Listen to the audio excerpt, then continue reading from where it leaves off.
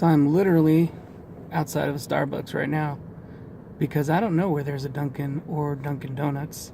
I guess it's Dunkin' now in Utah. And so this morning I see trending topic, Dunkin' Donuts is no more. They're calling themselves Dunkin' now. America runs on Dunkin'. Got them thinking that maybe they could just drop the donuts. And so Dunkin' Donuts is at the core of one of my favorite stories, research. It's not really a story, it's research. So this study, don't let research fool you. This could really change the way you think about yourself. So listen up. This is good. This is gold right here. Some scientists got a bunch of Starbucks fans. So dyed-in-the-wool, true Starbucks fanboys. And they gave them a coffee taste test. And in one cup was Starbucks. In the other cup was Dunkin' Donuts. And the study showed that Starbucks customers preferred Dunkin' Donuts to the Starbucks brand. And so that in and of itself was, if this was Dunkin' Donuts doing the study, that would have been enough right there to run with it. But these scientists, they were interested in not just that fact. They wanted to understand, why is that? Because Dunkin' Donuts is cheaper. Why are customers paying more for a product they like less? So some research I heard from Seth Godin on marketing. The average American prefers milky, weak coffee.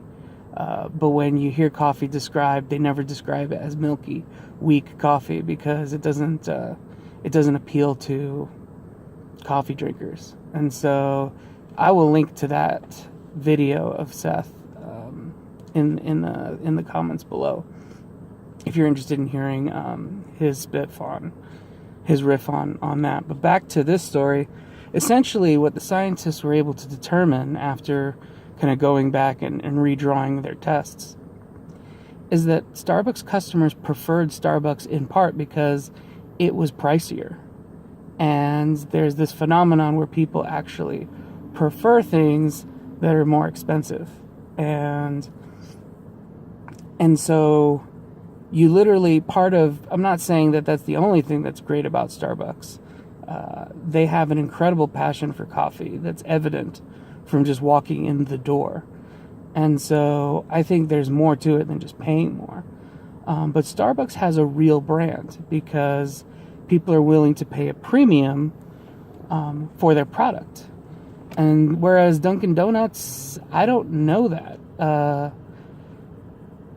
don't even know where I don't even know where Dunkin' Donuts is. And I don't know what they're known for. They were known for donuts. So I'm not really feeling the switch to Dunkin'. They're trying to emphasize like, hey, we sell coffee too. But that right there is just a very weak position. And so I don't think changing the name is going to change. I don't know that they're going to sell more coffee. Maybe they will. I think by modernizing their system, making their brand more modern, having a cleaner brand with just the, 2 syllables, Dunkin'.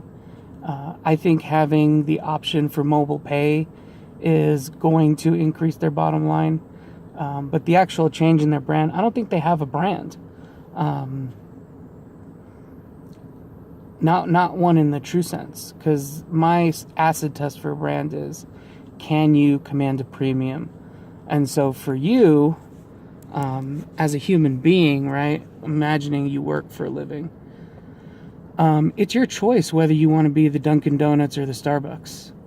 Do you want to treat yourself like a commodity and basically price yourself competitively with every other commodity that can do your job? Or do you want to position yourself as a Starbucks? I think you have the choice to do that. Frankly, creating a brand is hard. It's not easy or everyone would do it.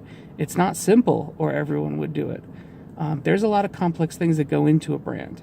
But ultimately, at the end of the day, can you command a premium for your product or service? And if you can, then you have a brand. And if you can't, then you don't.